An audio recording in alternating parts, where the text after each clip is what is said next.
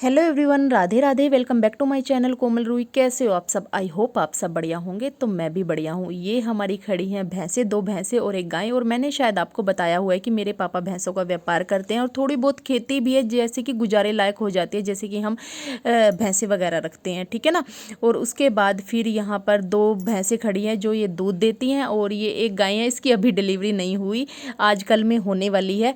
तो अभी ये दूध देती है भैंसें। और उसके बाद फिर पापा को खेत की थोड़ी सी तैयारी करनी थी, क्योंकि अभी खेत में घास लगेगा, क्योंकि ये सरसों पापा ने धोकर अच्छे से सुखा देनी है, क्योंकि ये वही है जिसका हम सरसों का साग वगैरह बनाते हैं, जो कि भैंसों के लिए भी काम आता है। और फिर ये है कि सीज़न के अकॉर्डिंग साग वगैरह ले आते हैं तो तोड़कर, और पालक वगैरह अपना ख़रीदा जाता है, तो ये काम आता है। और अभी जीरी कटी है ना, तो उसकी वजह से तो अब इसको धोकर अच्छे से सुखा देंगे, और उसके बाद फिर अपना खेत में बोई जाएगी ये। और ये देखो, इसके 2 प्यारे प्यारे छोटे छोटे बच्चे जो कि भैंसों के। और ये मुझे नहीं पता कि कटड़ा है या कटड़ी, और इतना मुझे ध्यान नहीं रहता। और उसके बाद ये देखो, यहाँ पर मेरे पापा को मैं बोल रही थी कि पापा गाय मारती है। पापा बोले पास जा, बिल्कुल नहीं मारेगी। मैंने कहा नहीं, बिल्कुल एकदम से मुँह लेकर आती है मेरी तरफ से।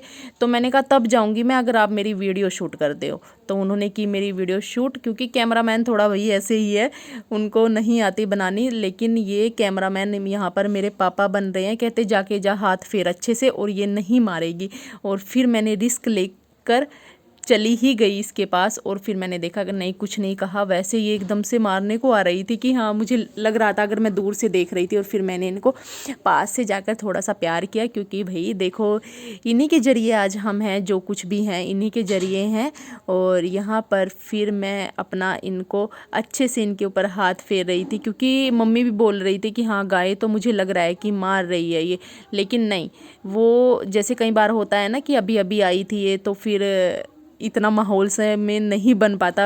सबका यही हाल है भाई, गायों का भी भैंसों का भी। देखो जिस माहौल से ये आती हैं, तो फिर मैं इनके पास गई और इनको अच्छे से मैंने प्यार किया, और देखा इनके ऊपर हाथ लगाकर कि हाँ देखती हूँ मारती है या नहीं। लेकिन रिस्क तो देखो मैं यहाँ पर ले रही थी।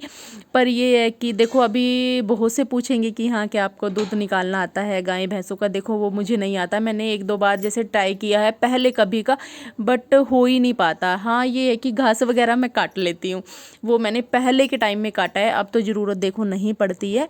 लेकिन पहले मैंने थोड़ा बहुत ऐसे काटा है। खेत से काटना नहीं कह रही, ऐसी मशीन लगी होती है उससे, जैसे पापा नहीं होते थे पहले की बात बता रही हूँ, तब मैंने काटा है। तो अब तो ज़रूरत ही नहीं पड़ती। और फिर मैं इसके बीच में घुसी, और ये मुझे जाने का रास्ता नहीं दे रहे थे कि हमारे ही पास खड़े रहो। इतना प्यार, इतनी अटैचमेंट देखो भाई, जानवर को भी हो जाती है, और इंसान तो कुछ ऐसे होते हैं कि उनको नहीं हो पाती। लेकिन हम जैसे कि जानवर पालते हैं ना, उससे भी हमें लगाव हो जाता है। और यहाँ पर मैं, ये बरसीन थी जो कि घास लगाना है उसको धूप में ऐसे ही सुखा रही थी कि सूख जाए, फिर पापा को बोने जाना था। और यहाँ पर छोटे छोटे प्यारे प्यारे इन बच्चों को कर रही थी मैं प्यार। और उसके बाद गाय की हो चुकी थी अगले दिन डिलीवरी, और ये देखो इन्होंने प्यारा सा बछड़ा दिया है, क्यूट सा, बहुत ही ज़्यादा क्यूट लग रहा था ये। और उसके बाद फिर हमने करनी थी दिवाली की सफाई, और बाकी रूम तो हो चुके थे, बस किचन रहती थी। और किचन में लग गए हैं, और पूरी टाइल्स वगैरह अच्छे से मैंने रगड़ रगड़ के पूरी अच्छे से क्लीनिंग की है यहाँ से। और सारा सामान हमने बाहर निकाल दिया था, जितने भी बर्तन थे बाहर अपना बैठ के आराम से कि साफ़ हो जाएंगे, क्योंकि यहाँ किचन में इतना स्पेस नहीं है कि किचन में बहुत ज़्यादा बर्तन होते हैं ना, तो उसकी वजह से हमने सारे बाहर लगा दिए थे। फिर उसके बाद भाई खाट पे मंजे पे अपना धो धोकर इनको अच्छे से रखते रहेंगे। और यहाँ पर मैंने सारी स्लैब वगैरह अच्छे से साफ़ कर दी है। ये अंगीठी के पास बनी हुई है, अंगीठी है ना बनी हुई। यहाँ पर चूल्हा तो हम नहीं चलाते, हम सिर्फ गैस पर ही काम करते हैं। बट यहाँ पर ये स्लैब वगैरह बनी हुई है, तो यहाँ पर हम अपने डिब्बे वगैरह रख देते हैं। और उसके बाद भाई बर्तन साफ़ करने का सारा क्रेडिट जाता है मेरी मम्मी को। ये सारे बर्तन इन्होंने ही साफ़ किए हैं, अपना लगे हुए हैं ये बहुत टाइम से। और मैंने कहा था कि हेल्प कराने को, बट ये बोले कि नहीं मैं कर लूँगी, नहीं माने। तो फिर अपना मैं किचन में पूरा मैंने ऊपर तक लेंटर तक अच्छे से सारे जाले जुले उतारे और फिर अच्छा पानी से सारी दीवारें साफ़ की, क्योंकि दिवाली पर ही देखो डीप क्लीनिंग होती है। वैसे तो आप देखो नॉर्मल थोड़ी बहुत करते ही रहते हो, पर ज़्यादा डीप क्लीनिंग तभी होती है। और उसके बाद किचन को अच्छे से चमका कर धोकर अच्छे से फिर सामान सेट किया मैंने। और ये देखो एकदम से भाई रौनक सी खिल जाती है किचन में, अगर देखो एकदम से बहुत ही अच्छी लग रही थी। एकदम से अच्छे से मैंने इसको क्लीन किया है, बिल्कुल कुछ भी नहीं बचा था, बिल्कुल अच्छे से एकदम से डीप क्लीनिंग हुई है। और ये दिवाली पर ही होती है। देखो वैसे तो थोड़ी बहुत ही होती है, दिवाली पर ज़्यादा हो जाती है। सामान मेरी मम्मी कोई भी फेंकने का नहीं बाहर निकालती है, उठाकर रख देती है। ऐसा हाल किस किस की मम्मी का है। रूही गई हुई है स्कूल, और रूही के स्कूल से अभी अभी आया है मैसेज जो कि मैंने पढ़ा है, क्योंकि रूही के स्कूल में कल कर रहे हैं दिवाली का फंक्शन सेलिब्रेट, और उसमें हमें भी जाना है, क्योंकि वहाँ पर बच्चे जो हैं स्टॉल्स लगाएंगे कि हाँ, फिर उनसे सामान जो है वो परचेज़ करना है। तो अब रूही के स्कूल कल जाना है, क्योंकि उसके बाद तो शायद छुट्टियाँ रहने वाली हैं। और त्यौहार जितने भी गए हैं बहुत अच्छे से गए हैं, करवा चौथ, होली, अष्टमी सब कुछ गए हैं।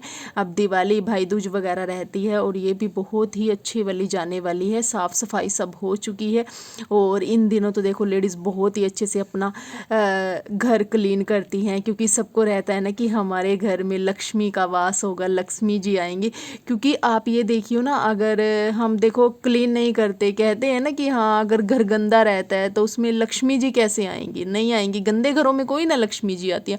तो इस वजह से हम इतनी ज़्यादा डीप क्लीनिंग करते हैं, बहुत अच्छे से हर चीज़ हर पूरे प्रॉपर तरीके से करते हैं। और हमारे घर भी जैसे हो चुकी है, किचन ही बाकी रहती थी, किचन भी हो गई है। बाकी रूम तो होते ही रहते हैं, वो तो डेली ही होते रहते हैं। बाकी अपना जो थे वो भी हो चुके हैं, और बहुत ही अच्छा लगता है। देखो दिवाली के उस पर सब कुछ करते हैं, पर ये किस किस की मम्मी का ऐसा हाल होता है। मैं ना किचन जब साफ़ कर रही थी कि मैं बोल रही थी कि हाँ ये डिब्बे वगैरह मैं सब कुछ निकाल दूंगी, ये मम्मी कहती निकालने नहीं है, फेंकने नहीं है, किसी को नहीं देने, हाँ रख देना, बेशक किचन में मत लगाना, रख देना। निकालते ही नहीं भाई, किस लिए कि हम साफ़ करते हैं अपने रूम, अपनी किचन किस लिए करते हैं कि हाँ जो एक्स्ट्रा सामान है वो निकाल दे। लेकिन मेरी मम्मी कुछ भी निकालने का नहीं सोचती है, उसमें से बस उठा के रख देती है। अभी मैंने इतने सारे डिब्बे भर के अपना एक लिफाफा भर के पूरा बड़े वाला वो रख दिया है। मैंने कहा जब यूज़ होंगे तब निकाल लेना, बस अभी किचन में इनका कोई काम नहीं है। बट देने नहीं है, वो रखने नहीं है। ऐसा हाल भाई मेरी मम्मी के साथ साथ बहुत से लोगों का होगा, बहुत सी की मम्मियों का होगा, और यही रहता है। पता नहीं इनको बेचारियों को अलग ही लगा रहता है कि नहीं इस चीज़ में काम आ जाएंगे। पूरे टाइम वो काम नहीं आए, अब तक किसी काम नहीं आए वो, और आगे पता नहीं क्या काम आएंगे, बस ये सोच के। और जब कभी मांगेंगे फिर कहेंगे देखो आ गया ना ये काम, देखो तू गिरने को कह रही थी इसको। ये हाल रहता है। तो आप लोगों के घर में हो चुकी है सफाई? सफाई तो ऑब्वियस सी बात है सबके घरों में हो चुकी होगी, क्योंकि कल है धनतेरस, और उसके बाद अपना दिवाली आ ही गई है, फिर भाई दूज वगैरह सब कुछ, गोवर्धन पूजा सब कुछ मतलब अच्छे से।